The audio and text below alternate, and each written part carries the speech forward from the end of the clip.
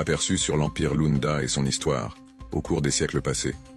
Qui est le fondateur de cet État ayant connu un grand essor durant l'époque de la Renaissance? Le fondateur de cet empire s'appelait Mwant Yav. Ce nom est le titre donné à tous les dirigeants ou chefs suprêmes du peuple Lunda, jusqu'à aujourd'hui. Le nom a une variété d'orthographes.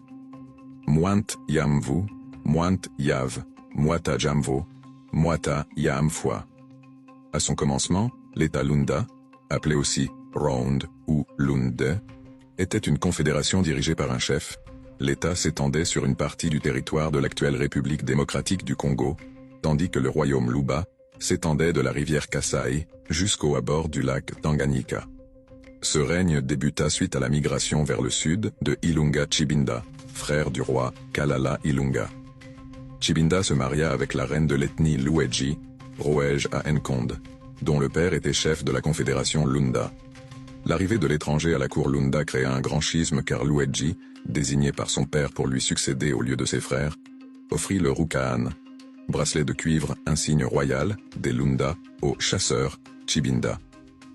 Après cet événement marquant, des membres de la famille de la cour Lunda, dont les frères de la reine Roej à Blon, entamèrent leur périple hors de la cour Round.